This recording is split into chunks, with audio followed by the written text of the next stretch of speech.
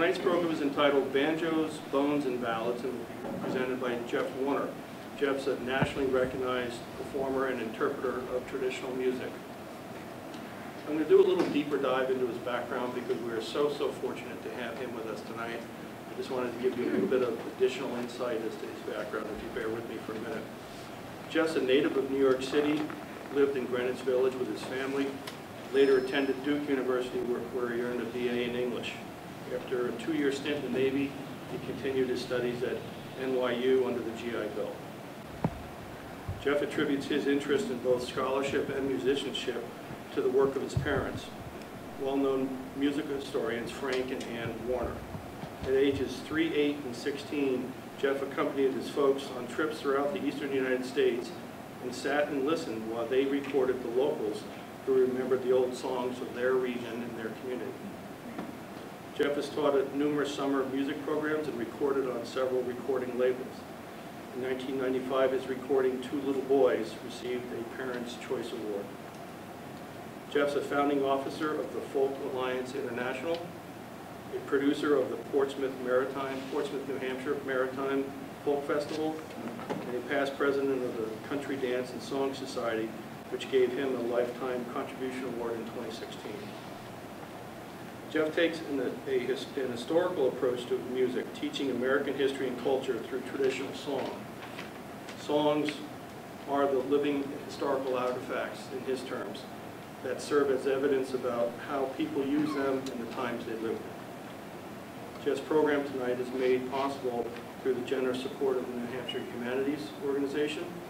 New Hampshire Humanities sponsors more than 650 educational and cultural programs each year all over the state. If you're interested in learning more about those folks, feel free to go to their website at www.nhhumanities.org. We've also provided a very brief evaluation form which was on your seats when you came in tonight. They asked that we have everybody complete one and we collect them and then send them back. The evaluations are critical to ensure the quality of the programming and also helps them and secure the funding they need to do what they do. So please be sure to write down your comments on the form, and if you're interested in being added to their mailing list, that's an optional question at the end of the form. And then you can just drop those off on the table on your way out. So, with all that out of the way, please join me in welcoming Jeff Warner.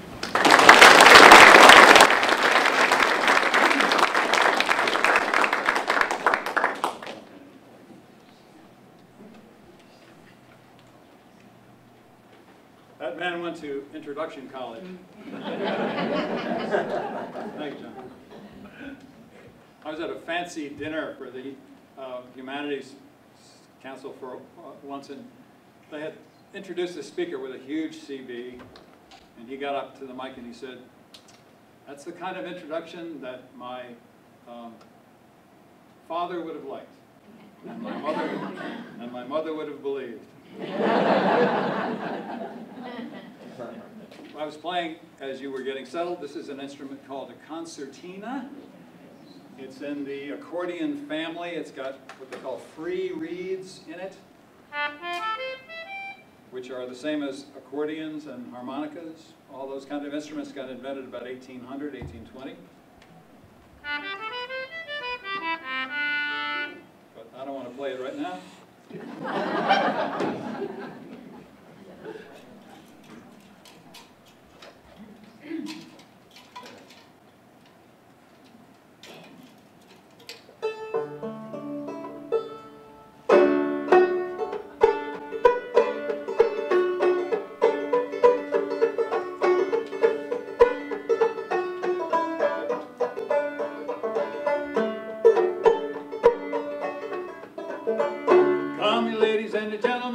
To my song, may think I'm right, you may think I'm wrong, may make you mad, I mean no harm, it's all about the renters out on Penny's farm. Hard times in the country, down on Penny's farm. The bad news is that's a chorus. Now there are enough of you here, you can kind of disguise and hide your voice and I'll never find you, but if you want to participate, these are folk songs, and they're for everybody, and they were that way. So this is an early country music recording from 1923. Came out of Kentucky about some guy who's a sharecropper, didn't have enough money to own his own farm, so he went to work for Mr. Penny, who wasn't as truthful as he said he was, and cheated the poor guy. So he went back to his cabin and he wrote this little song, which is called Hard Times in the Country Down on Penny's Farm. And that's your part. It says, hard times in the country down on Penny's farm. Has your George Penny got a flattering mouth? He'll move you to the country in a little log house. Ain't got no windows but the cracks in the walls. He'll work in the summer, but he'll rob you in the fall. Hard times in the country down on Penny's farm. You're out in the field and you work all day, late into night, but you get no pay. I promise you some meat or a little piece of lard. It's hard to be a renter out on Penny's farm. Hard times in the country down on Penny's farm. Here's George Penny, he's a-coming into town with a wagon load of peaches, not one of them sound. You gotta get some money or somebody's check. You pay him for a bushel, but you don't get a peck. Hard times in the country down on Penny's farm.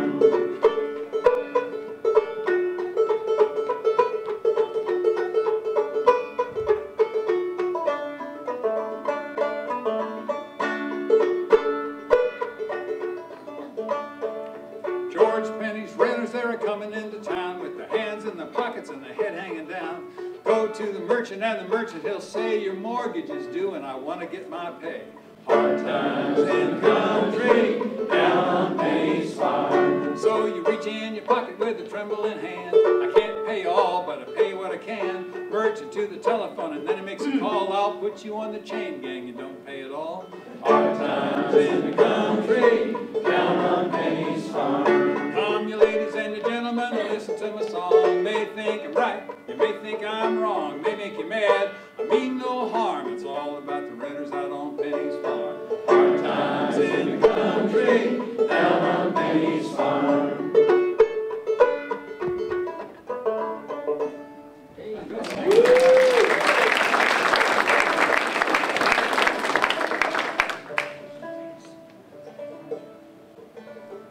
All those introductory remarks, I had a long time stand over there. I was looking at the beautiful logo and the quote, "Heritage is the key to the future." I was reminded of a librarian in Congress a few years ago, had this great quote. He said, "Trying to plan for the future without understanding the past is like trying to plant cut flowers."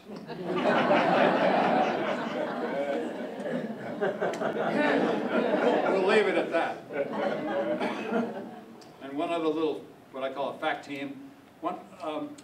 Mike Seeger, Pete Seeger's brother, once said to me that, you know, up until 100 years ago, if you ever heard music, it was played by someone in the same room as you. Yeah. It's a stunning concept because we can hardly get rid of music. But how important it would be if you grew up without music and your grandmother knew a bunch of old songs. You know, you'd be over there all the time.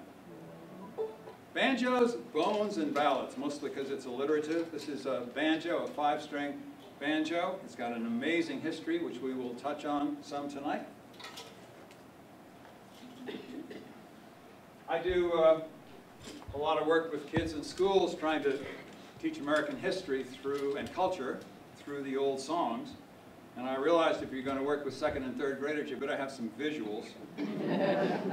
So I started amassing what I call pocket instruments, which are really just old instruments which kids could have played that wouldn't have cost very much. And one of them was bones. I don't know if we have any bones players in the room or if they would admit it. They did. But these are shards of a cow leg bone, which of course not this big, just shards. And from a cow, used to live in South Carolina. The guy who taught me how to play says you take a shard of the bone and you put it in your hand and you hold it tightly so it can't move. And the other piece goes in, held loosely, and you turn your hand over, you get that satisfying click sound. You go in two directions, and you practice that till you can get an even sound fast. About 10 weeks. Then you can damp, stop that moving bone to syncopate it. And that's what they call playing the bones. It's not a great photogenic instrument, but you can. So this little song you probably do know. I was about the last in the country to learn it, but I heard two music teachers at a conference talking about how much kids love to sing it. So I said, okay, I'll do it. And then when I started singing it, everybody knew it. I get to be in the UK part of every year. I'm heading out there at the end of the month. On a lark, I sang it there, and everybody knew it there too. I said, how could this be? And let's see, you will too. Full of, first published in 1880, but it's older than that. It's been attributed to all the great songwriters, but nobody knows who wrote it. It says, well, I went downtown to see my Sal, polly-wolly-doodle all the day. Sal, she is a sassy gal, polly-wolly-doodle all the day. How do you know that? You don't know. It's part of the air, you know, part of the air. Full of nonsense from American 19th century, like, Sal, she is a sassy gal, polly-wolly-doodle all the day, with curly eyes and laughing hair. Polly-wolly-doodle all the day. Fare thee well, fare thee well, fare thee well, my fairy thing. I'm going to Louisiana for to see Miss Louisiana. Polly-wolly-doodle all the day. Grasshopper sitting on a railroad track. Polly-wolly-doodle all the day. Picking at its teeth with a carpet tack. Polly-wolly-doodle all the day. Fare thee well, fare thee well. I see like half the world says fare thee well, but everybody else says fare thee well, fare thee well, fare thee well, fare thee well. So if you want to do a call and response, you can do that. Fare thee well, fare thee well, fare thee well, fare thee well, my fairy thing. I'm going to Louisiana for to see Miss Louisiana. Polly-wolly-doodle all the day. The bone solo.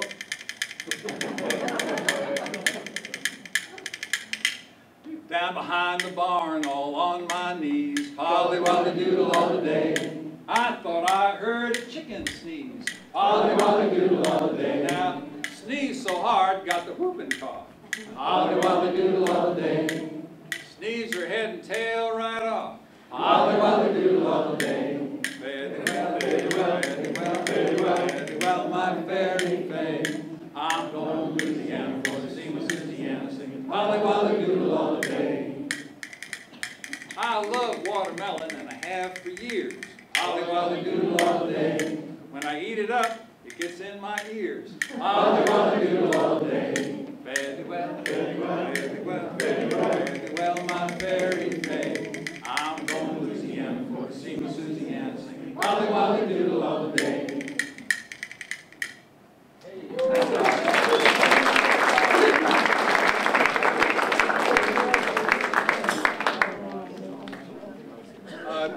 May have questions as we go along. As a matter of fact, the humanities loves for people to have questions, and sometimes they put them at the end, but I don't like to do that. I like to as we go because you'll forget. So those are older than playing the spoons. He says, so those are older than playing the spoons. And the answer is, I don't know. But I'll do both over the course of the evening. So I don't know, but you know, it's in that same category of found instruments, or things that are just simple to have. Bones are older than metal spoons, so who knows? They're older than wooden spoons, so who can tell? How do you credit polly-wolly-doodle all the day for lasting all those years? Did you say 1880? Yeah, it's a question, a good one. How do I credit, how do I know, how can I say that polly-wolly-doodle has lasted all these years? I don't know, it just became part of the American culture. The much more complex answer is the amazing popularity of American minstrelsy. And that's worth 3 programs in and of itself. I'll try to get it down to about this tonight. But if you can imagine, 1843 in New York City, two guys, one coming out of, Dan Emmett coming out of Ohio, and Joel Sweeney coming out of Virginia, had both worked and mixed and listened to black folks on the Ohio River and in Virginia, and brought to New York and formed a band, the Virginia Minstrels. And they started playing this crossover music of black and white people, which took the world by storm. Was the first American pop music that there was. And if you notice, we're still doing the same thing, right? Crossing over black and white music to create a popular music. And it's become a world music. So it was part of that. Well, I come from Alabama with a banjo on my knee. I'm going to Louisiana. Old Black Joe, way down upon the Swanee River. These songs coming out of that 1840, 50, 60, 70 time just covered the country. Everybody loved them, and they've been passed down by word of mouth. Yes, sir? So I'm wondering, during the Civil War, if we were to visit a Confederacy campground or a Union campground, would we heard the same songs in both places? If we were in a Civil War camp, off hours, guys sitting around trying to entertain themselves, would we hear these very same things? Absolutely. Minstrelsy was the music of the camps. And because the banjo was brought from the minstrel stage into the camps of the 1860s, Appalachian guys who fought the war found the banjo, took it home, started making them, and it's over the years become a white instrument. This is great. I was going to say, the Humanities Council has a minimum of 5 questions that they require. And so you've almost already covered that. That's great. Lovely. Banjos, bones, and ballads. We're almost there. Ballad, and we've covered all 3. We'll have a lot more to say beyond that.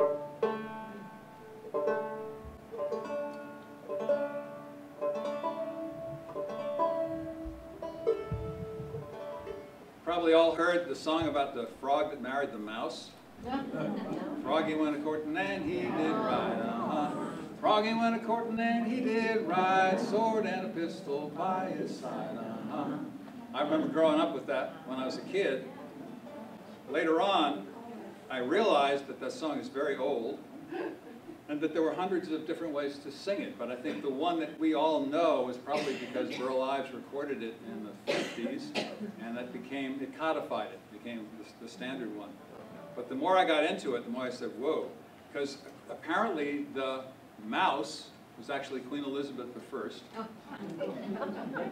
I'm not just throwing that at you, like scholars have said so.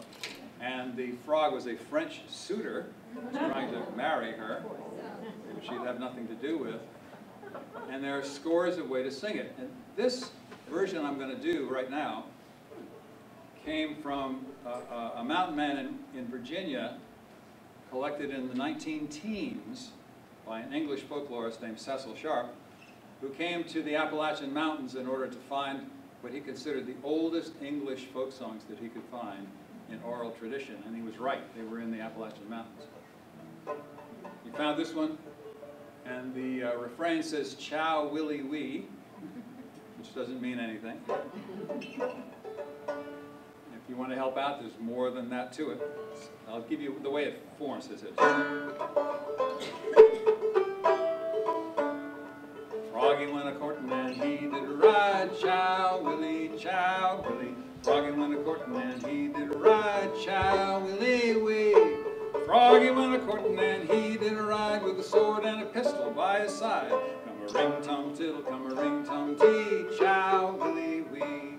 That's the form of the song. It says, come-a-ring-tum-tiddle, come-a-ring-tum-tee, chow willy wee. A lot harder than Polly Wolly Doodle. If you bail on this, it's okay. Don't worry about it. Rode up to Miss Mousie's door, chow willy, chow willy. Rode up to Miss Mousie's door, chow willy wee. Rode up to Miss Mousie's door, and he made it rattle and he made it roar. Come-a-ring-tum-tiddle, come-a-ring-tum-tee, chow willy wee. Miss Mousie, come down and let him in. Chow Willie, Mousie, come down and let him in. Chow Willie, wee, Miss Mousie, come down and let him in. And the way they courted it was a sin. Come a ring tum tiddle, come a ring tum tee. Chow Willie, wee. Took Miss Mousie on his knee. Chow Willie, took Miss Mousie on his knee. Chow Willie, wee.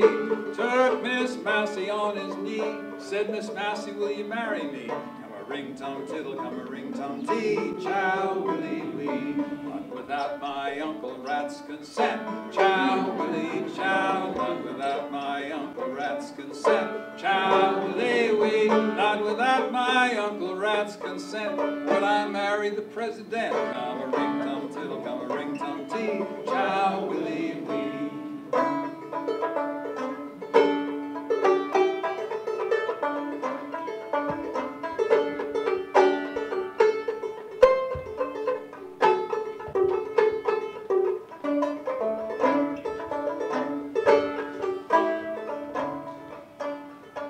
Where will the wedding supper be? Chow Willie, chow Willie. Where will the wedding supper be? Chow Willie, wee. Where will the wedding supper be? Down in the hollow of an old oak tree. Come a ring tum tiddle, come a ring tum tee. Chow Willie, wee.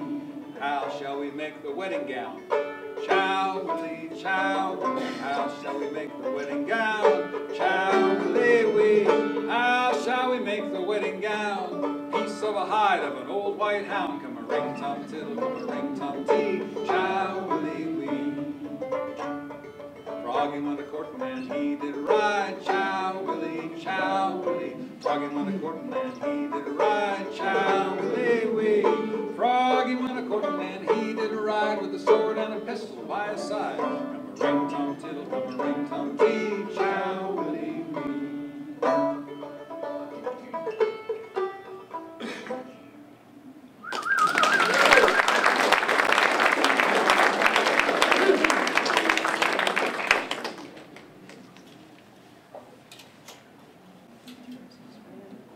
Got to be patriotic.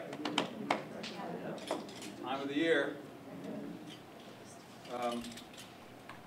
So yes, my parents, I had this great gift of my parents being interested in old-time songs. My mother was from Missouri, my father from North Carolina. They met in the 30s in New York, got married there, so I'm a New York City kid. But they got, my father was a YMCA executive, my mother had a bunch of day jobs, but they fell in love with old-time music from people that they met in New York. And then they set out to look for rural people in eastern United States who might not yet have electricity and who still knew old songs. And their first trip was here. This is a picture of Watauga County, right on the Tennessee border, Watauga County, North Carolina, right on the Tennessee border, looking west into Tennessee. And the people are the Hicks family, H-I-C-K-S, there in Appalachian Mountains. It was Nathan and his wife Rena and the youngest of their 13 kids living in this house that Nathan's father had built. This is a picture from 1939. And they lived, as a friend of mine said, essentially as people who moved, the Scots-Irish who moved in there in the 18th century. They shot or grew whatever they ate. They had no running water or toilets. And the only music they had was what they provided themselves. And my parents fell in love with the music and set out to learn what they could. In 1940, this is my mother with an early recording machine that made a record. If you put a blank disc down on a record player, turned around, and when you spoke or sang into the mic, you'd get some recording on the disc. And by that process, and later tape, which came in 1950, they got over 1,000 songs, which they gave to the Library of Congress, so they're there for everybody to get. Sue Thomas here from eastern North Carolina singing gospel songs. My mother with the recording. I came along eventually and put a crimp in their style. But after a while, they just threw me in the back of the car and took off. So this is a logger from upstate New York in the Adirondack Mountains. He had an Irish name, Galusha, which meant servant of God. John Galusha was born in 1859 and logged in the last part of the 19th century and into the 20th. So here I am, I tell kids when I'm in an elementary school, sitting next to a guy who was born before Abraham Lincoln was president. History goes back pretty fast. In case you're wondering, the dog is named Flash. I know because I have a postcard from him. Yeah, this is me when I was 3. You can tell by the nose. So I have some of these pictures that I'll put out and some others there from my parents' collecting times. I invite you to come take a look at them when we get through. So my parents loved this old-time music, and people knew about it, so they'd stop them on the street. Or, you know, a guy came up to my father at a fancy hotel in New York and said, "I hear you're interested in old songs. My grandfather used to sing this song from the Revolution." My father said, "Sit right down and sing it to me," which he did. We can't trace it really, because he didn't have a source for it, and we've never found it any other place. But it's great, it sounds real to me, and I've sung it wherever I can. It's just a fragment. I'm going to play it on this little instrument, which you may know. It's an ancient instrument from Asia. I like to say it came to America with Christopher Columbus.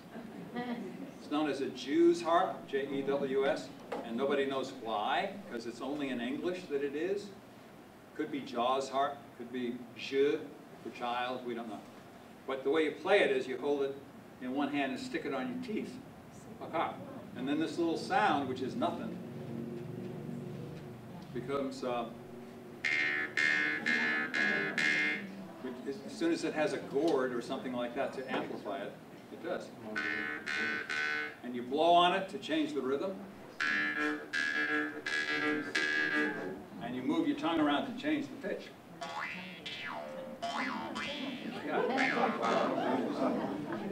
So here's this little song. I mean, you would have stuck one of these in your pack if you'd been a Revolutionary War soldier. And this purportedly comes from the American soldiers marching with George Washington down the Hudson River in 1781 to take back the city of New York after the battle, because the English had taken New York.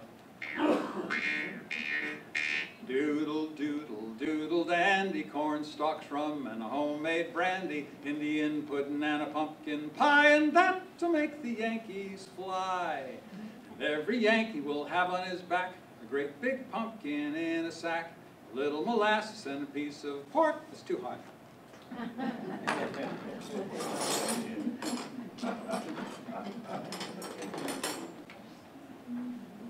Try this one. I got 100 of them.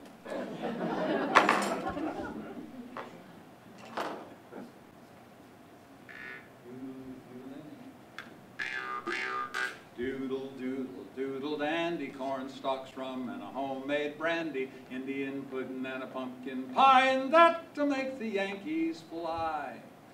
Every Yankee will have on his back a great big pumpkin in a sack, a little molasses and a piece of pork, and away we'll go straight for New York. Doodle, doodle, doodle dandy, corn stalks, rum, and a homemade brandy, Indian pudding and a pumpkin pie, and that to make the Yankees fly.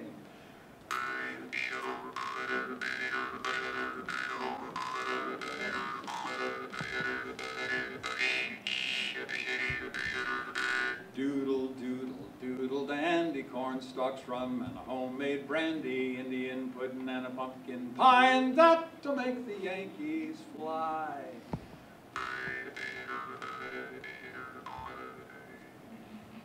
Any questions?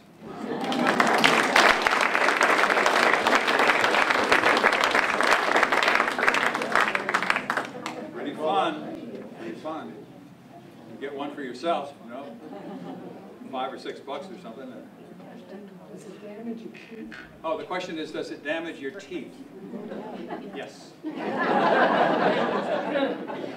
I don't. Is it worth it? Yeah, that's good. Is it worth it?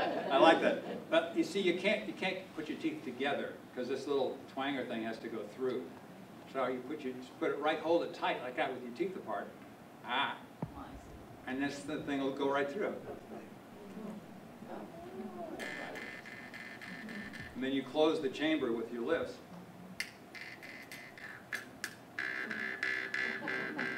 You got it. Simple. So it really doesn't matter.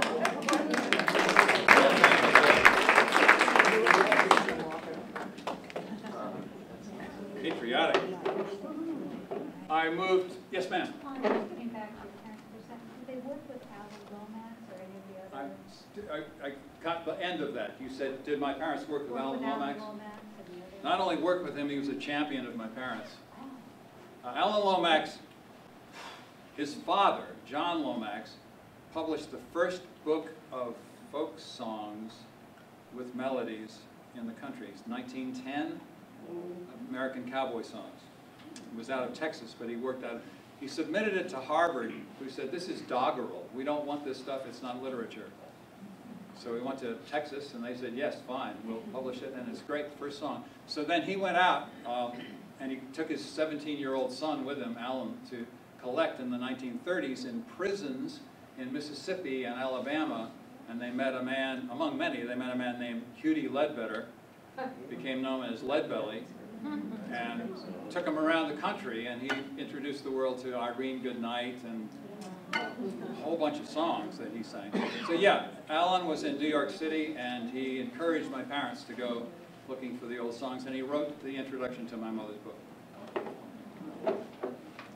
I moved to Portsmouth 20 years ago, and it's a lovely, lovely place.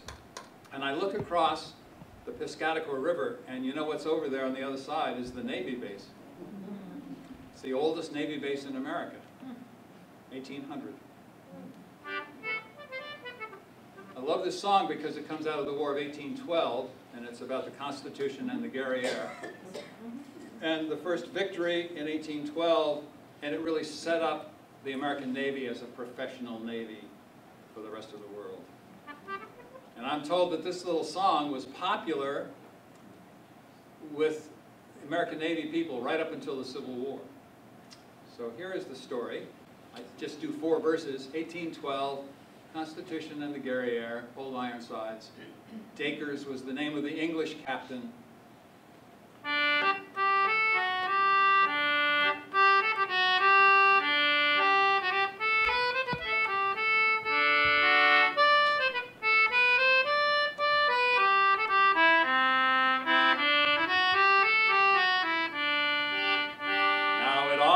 Has been told that the British seamen bold can lick the tars of France in eat and handy-o.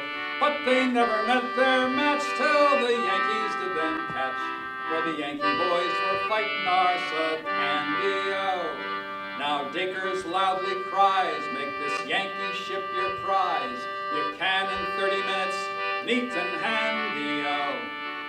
25's enough if you do it in a score. I'll give you all a double-topped of brandy-o. But the first broadside we poured carried a mainmast by the board and made the gallant frigate look abandoned-o. Dacres cries, we're done, and he fires a lee gun, and the Yankees struck up the Yankee Doodle Dandy-o. So pass the bottle full, we'll drink to Captain Hull, and pass around the brandy neat and handy-o. Johnny Bull may boast his fill, and the world say what it will, but the Yankee boys were fighting our handy-o.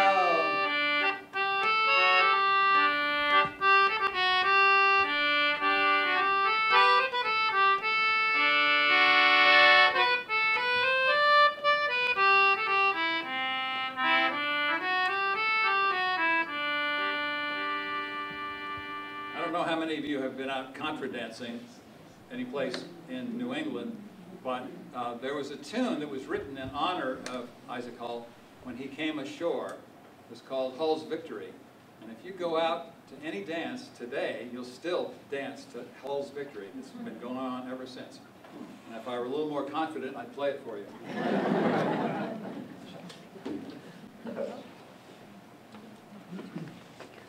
Speaking of dance, I guess we're at that moment here.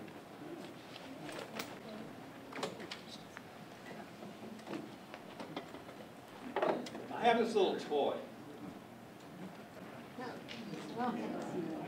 It's funny as the dickens, and ancient too, because nobody knows where he started or came from.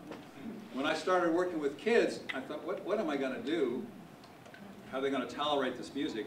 And I remembered I had this little toy in my attic from the Appalachian Mountains. So I went and got it, and it worked wonders. Matter of fact, it was so magical in schools that I made the rash promise that I'd let him be part of every program that I did thereafter, even when it's a kind of a intellectual, august audience like here. So I have to do it. And in order to do it, I have to get raised up. So what I'm going to do,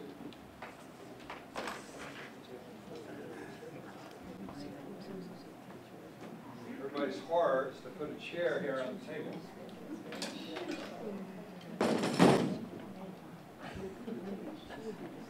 We got permission to do this. Keep it a secret. Insurance paid up? Yeah, we're bound to secrecy here, nobody can tell us. What's that toy called? Dancing doll. Dancing doll. Americans call it a limberjack. It's a play on words of lumberjack. If you still can't see, I apologize. You have to adjust where you are. It's okay. And if you can't see it, I'm sorry, but it'll be over quickly. Nobody knows where they start or when. Although I'm doing a conference, I'm doing a workshop with a woman who's just written a book about it in England, in the town of Sidmouth next month. So we'll see if I know more about it when I come home. But so there's a rumor that he was invented somewhere in the 18th century in New England, and I did find him in Mystic Seaport Museum, and I found him at Sturbridge Village. So there's a good chance that's true. The English call them jig dolls.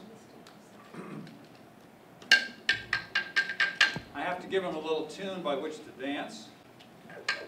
He has several favorite songs, but I think by far and wide his best loved song is an 1850 minstrel song called Lovely Fan, the girl's name.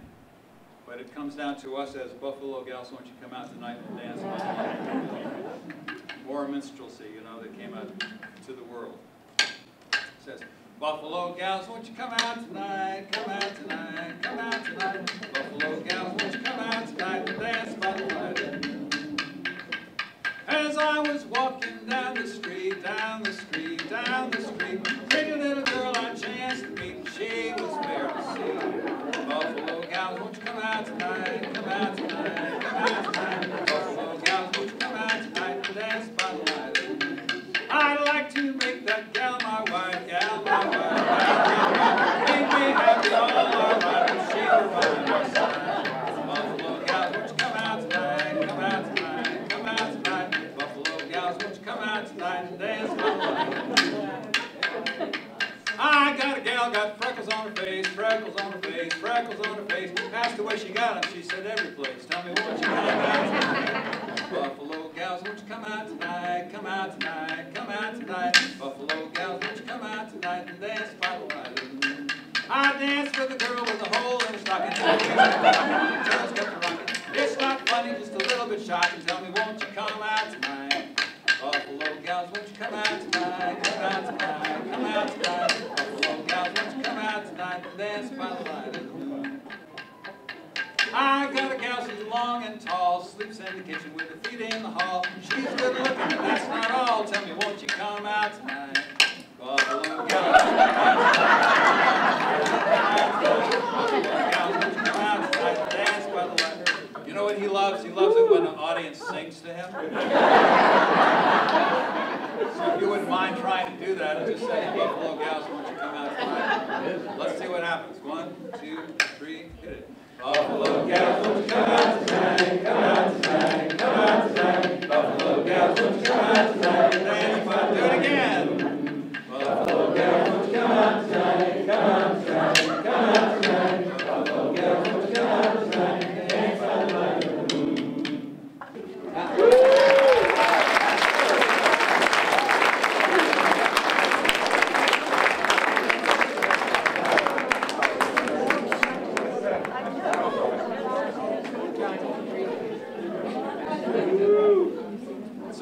thing is so successful. Just like second graders. Why grow up? So any questions?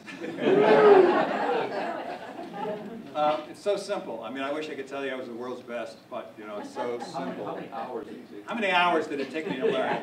Including today's practice? About 30 seconds.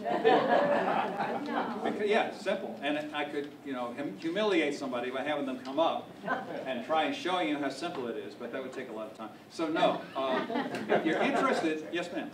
Who's your choreographer? Yeah, I went to opera, went to music school so I could learn how to play the little guy. It's so simple. I can, if you want to come up and try it when we get through here, that's perfectly fine. It's just, you know, whether it's me first or the refreshments, I don't know. He's so simple to do. You really, all you have to do is, because to get his arms to go around, I simply move this hand up and down a little bit, and you're not watching my hand. You're watching him. So it's super simple. And all you have to do is keep the absolute beat with your dominant hand, and he'll take care of the rest. Come try him at the end. Wow. You have a name? Does he have a name? I just call him Dancing Man, capital D, capital M. For 20 years, I had a music partner, great banjo player and fiddler. His name was Jeff Davis. And we would go to elementary schools, and kids would say to us, "You guys are both named Jeff? Are you brothers?" A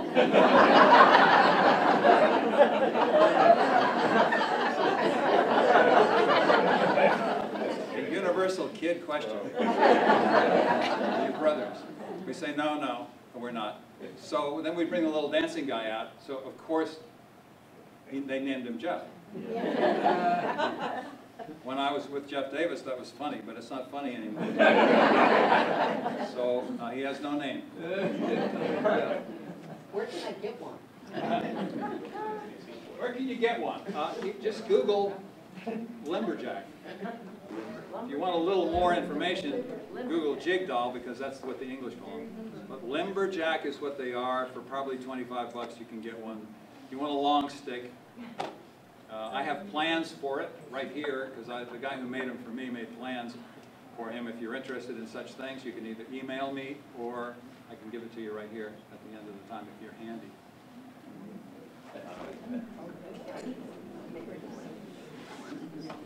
John Galusha was the logger. He sang a lot of songs from his trade of being a logger, and as soon as I get north, you know, of my darling little Portsmouth, New Hampshire, I realized that the amazing history of New Hampshire is right around logging and all that went on with it. Up in Berlin, it's amazing. They Milltown. John Galusha's Milltown was Glens Falls, New York. If you've ever been to Blue Mountain Lake in the Adirondacks, you can go to the best museum in the country, the world, that says the history, shows the history of the loggers and what they were like in the 19th century. There were maybe, I probably know 5 myself, songs about guys who lost their lives in log drives. From the 1850s on until about 1930, the way they got the logs from the deep woods was by river, pushing them down the river. And those logs, one at a time, were going down the river, but if they got jammed up, guys had to walk on top of the logs and free them. And that was terribly dangerous. So this is a song collected about 1900 from the Adirondacks, but probably known in New Hampshire in the logging camps here. And all you have to sing is, "My Girl's Waiting for Me."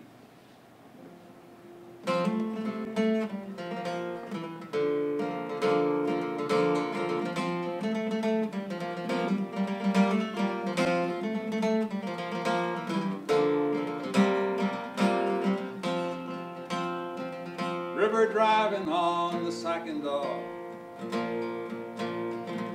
floating on them slippery logs, sleeping in the frozen bog. My girl's waiting for me. Good.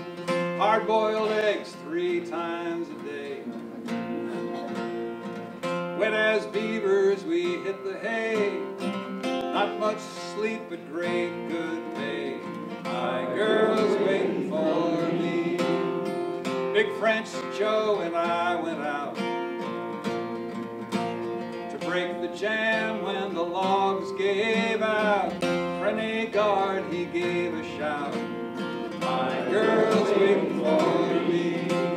Big French Joe, the logs drowned him, and he had no chance for to fight nor swim when the logs drove up to the river's brim.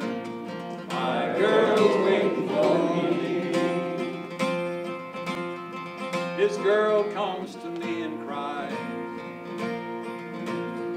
if he's dead, then I shall die. Ma petite, he used to sigh. My girl's waiting for me.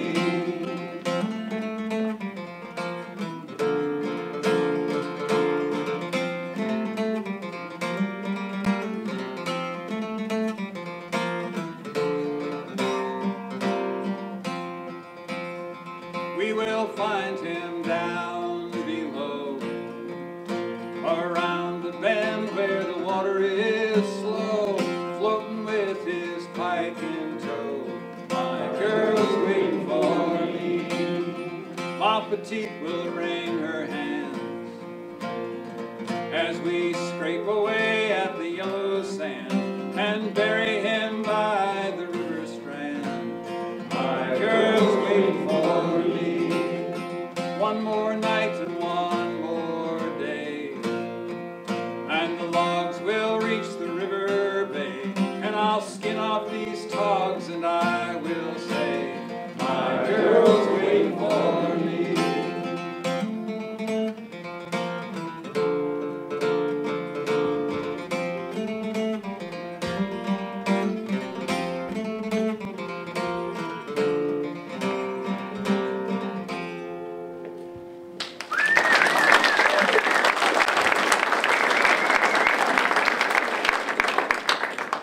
Song.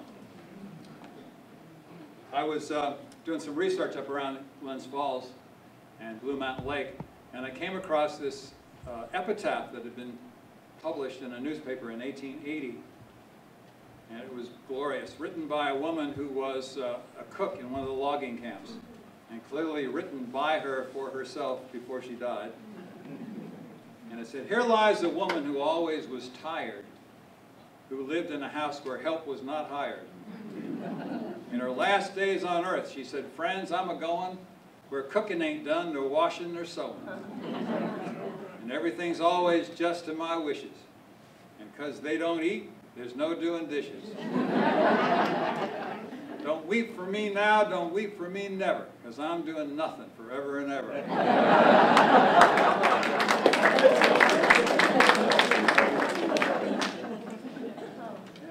Stuff like that that just takes you right back and lets you know the humanity of somebody who lived before we were even thought of.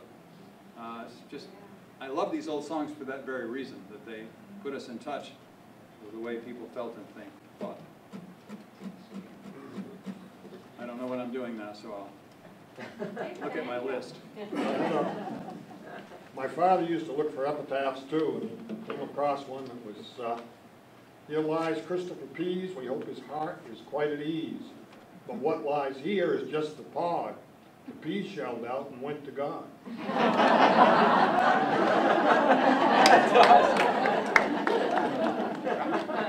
guys working together?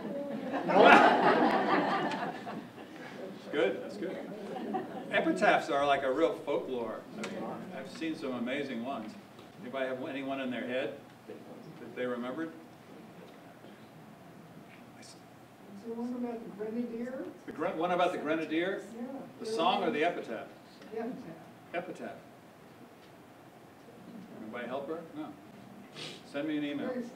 Yeah, yeah. I do remember it said, here lies Prudence Jones.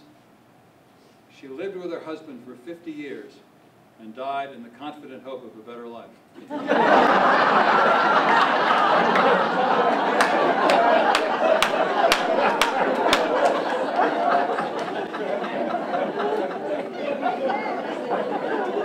know what they meant.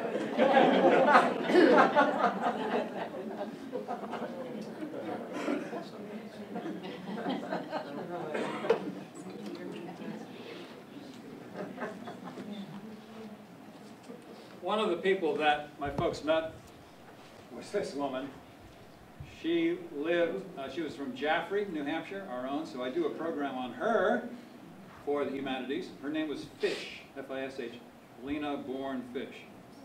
She lived from 1873 to 1945, so I didn't get to meet her, but she taught 100 songs to my folks out of oral tradition because she couldn't write music. Out of just what from her head in 2 long weekends in 40 and 41.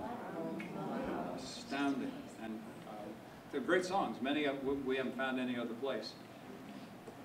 And they certainly came out of oral tradition. She didn't write them or anything. This is one.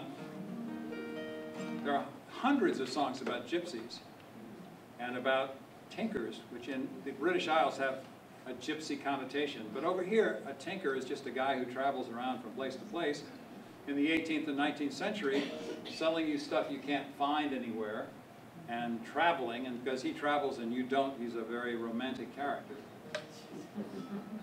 I love this song and tune that she sang. If you want to help, the Irish refrain says, "Turralati, turralati, turralati, high road." It sounds like this. Turralati, turralati, turralati, high road. Big room. Let's see if we can get it higher.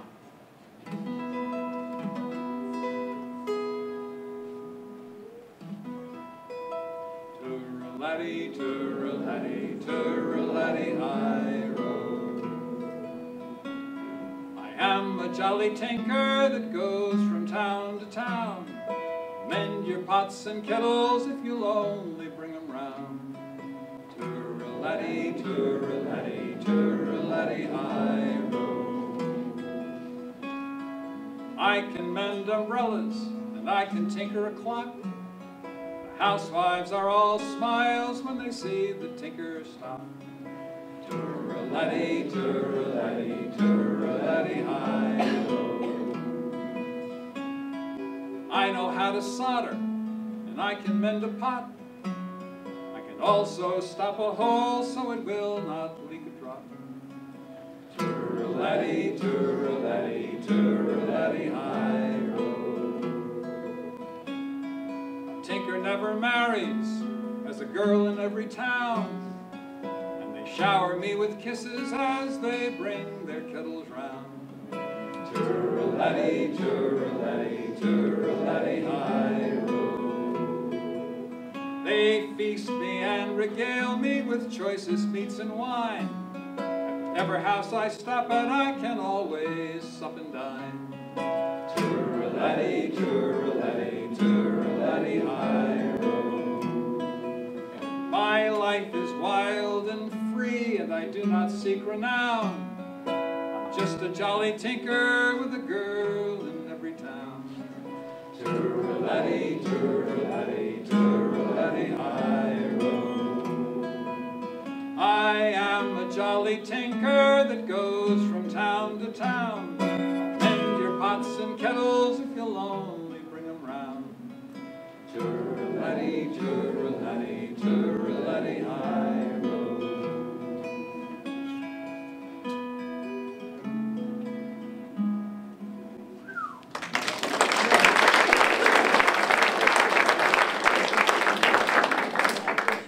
Didn't get to meet her, but I'm delighted to say that 2 summers ago, I got to go to her youngest granddaughter's 90th birthday party. Still all these fishes around Jaffrey in that area. Wow. Yeah?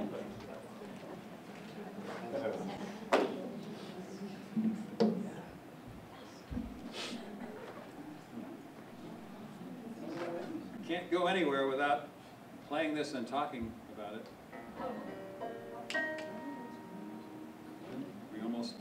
It's a stupid thing to say. I was about to say we don't have folk music in this country without this, but that's dumb. But we don't have music in any way the way we know it without this instrument. This is a 5-string banjo. Same as this, but different.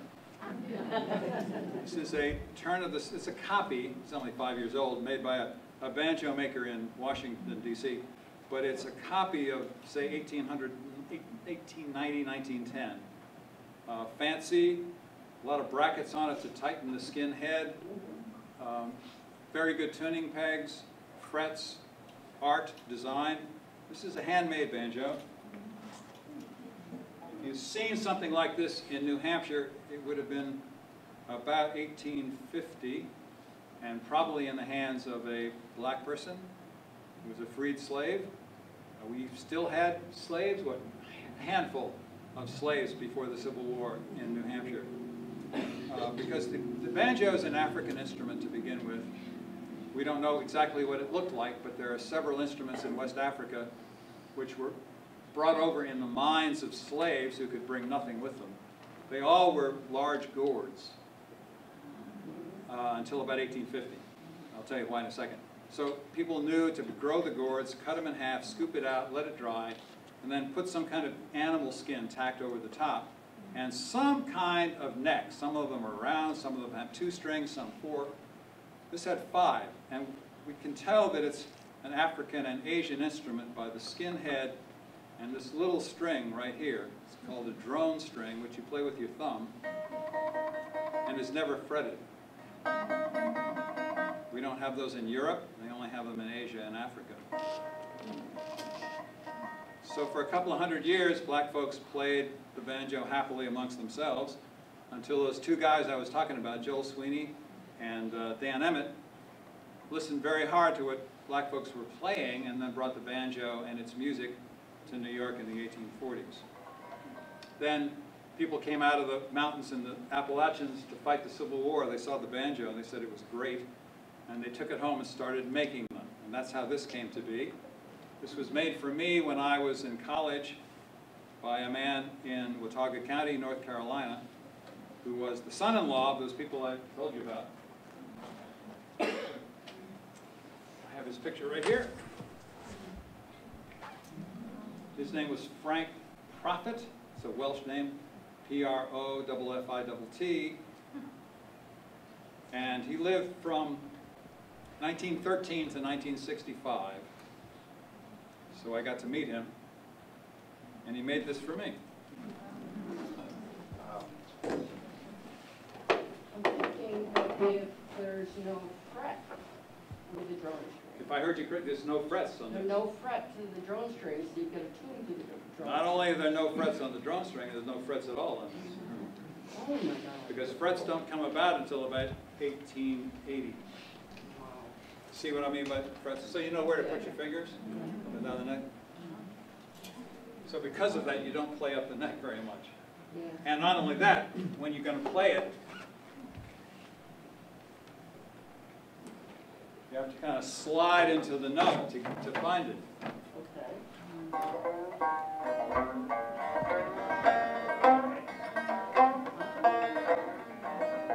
Which is the black vocal style anyway. Right. If you listen to it in blues style.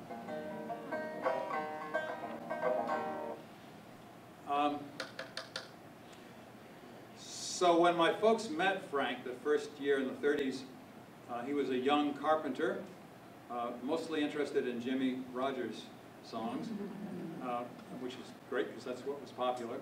But my father got him to think about the songs that he'd learned out of his family. And one day he sang a song to my parents about a real murder that had happened in western North Carolina when a guy came back out of the Confederacy and had 3 girlfriends and had handled it all very terribly and killed one of them and got hanged for it. And his name was Tom Dooley. And hang down your head, Tom Dooley. So my father said, whoa, this is a great song. And he took it back and said to his friend Alan Womack, this is a great song, you should hear it. And Alan Womack said, this is a great song. And he put it in a book in 1947 called Folk Song USA, which traveled around the country. And in the late 50s, a college entertaining group from San Francisco heard it, recorded it, made 3 million copies of it. So, big Kingston Trio. And in some ways started what they call the folk revival in America, with folk music becoming pop music for a while on medium. Well, the song that you all heard growing up, many of you, hang down your head, Tom Dooley, hang down your head and cry. Hang down your head, Tom Dooley, poor boy, you're bound to die. Didn't sound exactly that way, because my father couldn't write music down. And it was before they got a recording machine. So he tried to remember it as best he could. But this is what I know from a later recording. This is the way that Frank initially sang it to my father.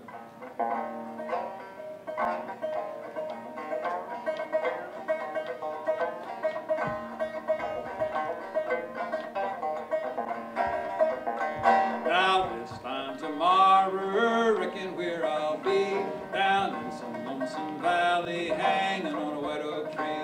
Hang down the Tom Dooley, hang down your head and cry. Lori Foster, now you're bound to die. Hang me down my banjo, I'll pick it on my knee. This time tomorrow, it'll be no use to me. Hang down the Tom Dooley, hang down your head and cry. Lori Foster, now you're bound to die.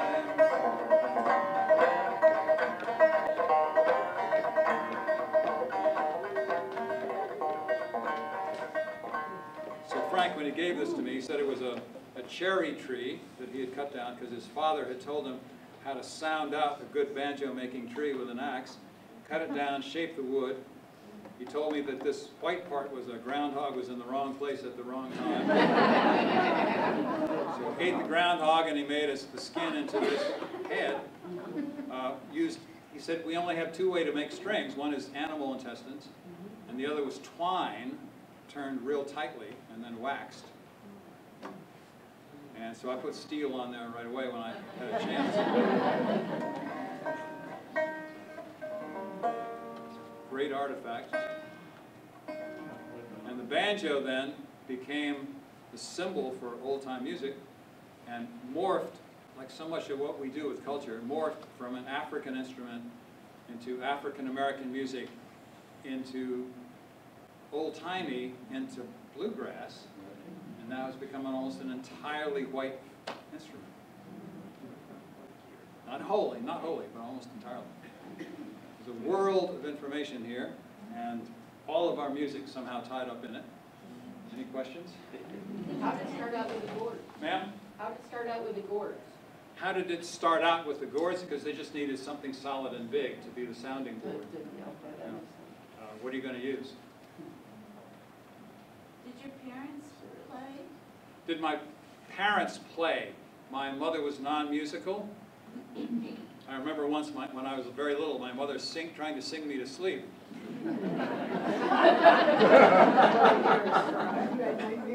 And she said, I said to her, "Mommies don't sing, poppies sing." No, she did what she could, but she was a great historian and writer down of things, and writer, so great. My father was a very hot ukulele player in college, and played a tenor guitar beautifully, but he never read music. So he was a great singer, and that's what morphed into being a collector as well. This is a different type of music and group, but did you know the Shaws? Do I know the Shaw Brothers? Yes, I do. I've met them several times. Right. They come from what I'm doing, and then they take it another step by writing songs in that tradition. They've done great stuff. We have the Gundalow in Portsmouth, which is the replica of the 18th century cargo boat, and they wrote a theme song for them a long time ago. Speaking of Portsmouth, if you want to put in your calendar the last weekend in September, we have the 20th annual Portsmouth Maritime Folk Festival, which we're doing there. If you can find a place to stay, because it's going to be crowded, it's all free. The 28th and whatever that is, the 27th, 28th. It's great. It's all the people gathered together who love songs that come out of maritime history. We have free concerts and free pub sings and free music in the street, the way life should be. It's great.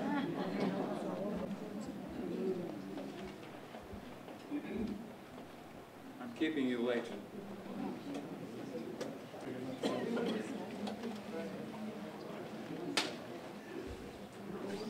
you have any history on that Gibson guitar we might be interested in? The question was, the question is anything about this Gibson guitar. I think it's an LG2, I think, and it was probably made in the 1950s.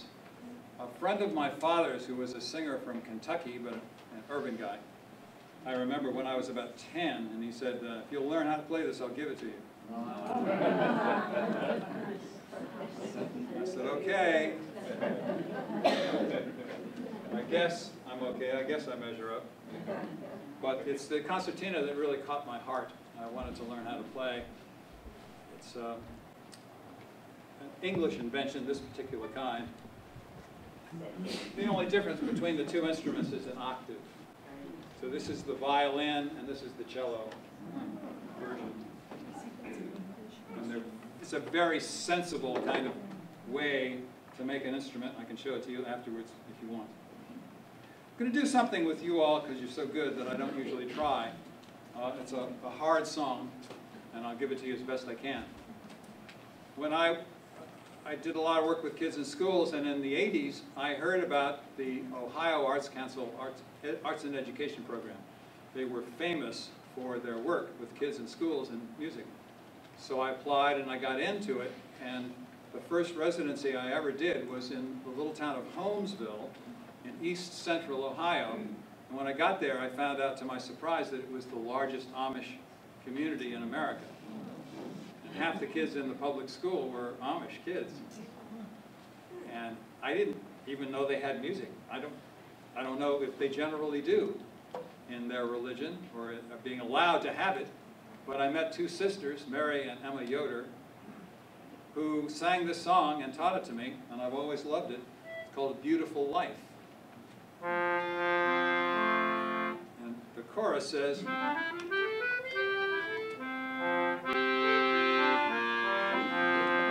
life's evening sun is sinking low. A few more days I must go to meet the deeds I have done, where there will be no setting sun. Now that's a mouthful of a chorus. So what I'm going to try to do is like they used to do in the old churches in New England, and then later in the South to this day, where they don't have books and a lot of people don't read, is to line out the song. So I give you a line just ahead of when you have to sing it. Life's evening sun is sinking low. Life's evening sun. It's a few more days and I must go. Look how it goes. Life's evening sun is sinking low. Life's evening sun is sinking. A few more days and I must go. A few more days. I must go to meet the deeds that I have done. To meet the deeds I have done. Be no setting sun where there will be no setting sun. Good luck.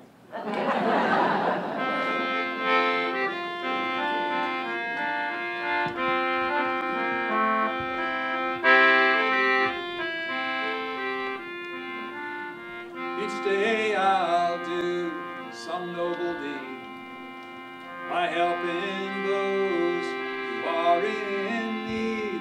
My life on earth is but a span, so I will do the best I can. Life's evening sun, life's evening sun is sinking. A few more days and I must go. A few more days I must go to meet the deeds that I have done. To meet the deeds that I have done. Be no setting sun where there will be no setting sun. To be a child of God each day, my light must shine on the way. I'll sing His praise while ages roll, and try to help some troubled soul. Life's evening sun, life's evening sun is sinking. A few more days and I must go. A few more days I must go to meet the deeds that I have done. To meet the deeds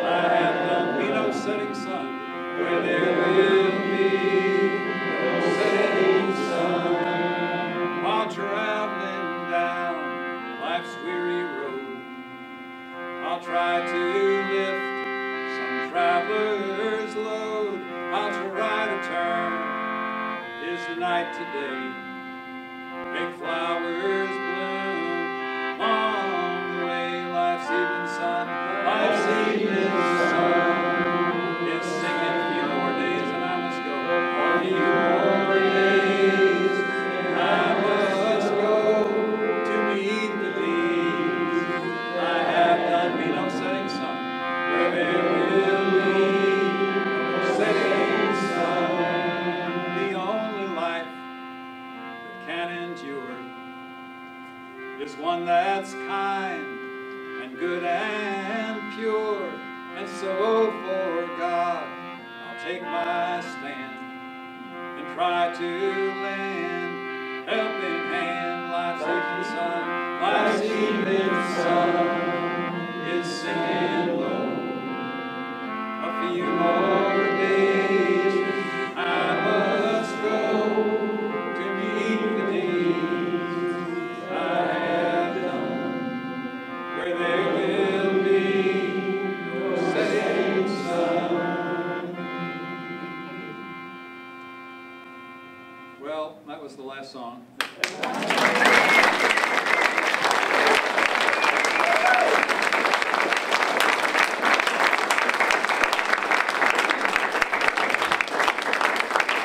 And we're not clapping because it's the last one. You did very, very well on that, but we got some questions, so sit down. You mentioned a gospel singer woman out of North Carolina, Susan someone. There was a photograph of her with your mom, Oh, Sue Thomas, right. Sue Thomas. That was her name, right? She was from Elizabeth City, North Carolina, which is on the east part of the state. But my parents met her in, on the Outer Banks of North Carolina, where they collected a lot of songs, and she was a cook at one of the boarding houses. So it was an Outer Banks experience. If you've ever been down there, it's a beautiful country. And in the 30s and 40s, it was just fishermen, working people. And now it's like fancy folks, you know, going down and buying houses and getting them wiped out by hurricanes in the building. Any other questions before we leave? I did. You think with the music of the South and the North being joined together, they might have stopped the Civil War or something? Beautiful thought. You'd think with the North and the South and the music being joined together, we could have ended the hostilities between the North and the South, but we haven't yet. Yeah. Still working on it. You know, I mean, I'm all North Carolina people, and I love going down there, but it's always a struggle. I promised that I'd pay spoons, and I didn't. 2 regular old spoons.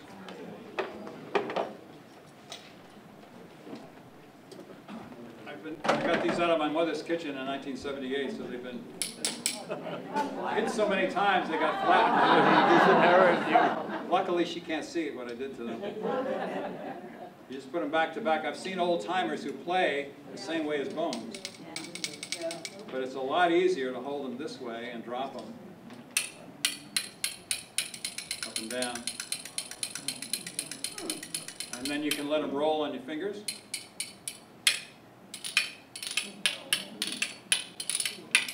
Add extra ticks.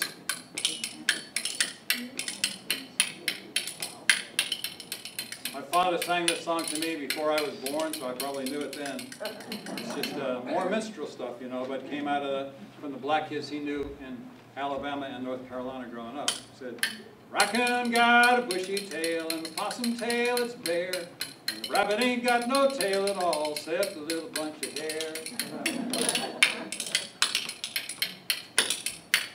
I took my gal to the barbecue, and this is all she'd eat.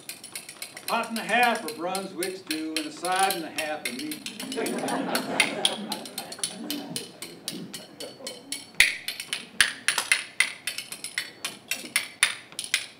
Love it is a funny thing, shaped just like a lizard. Crawl right up your backbone and nibble at your gizzard.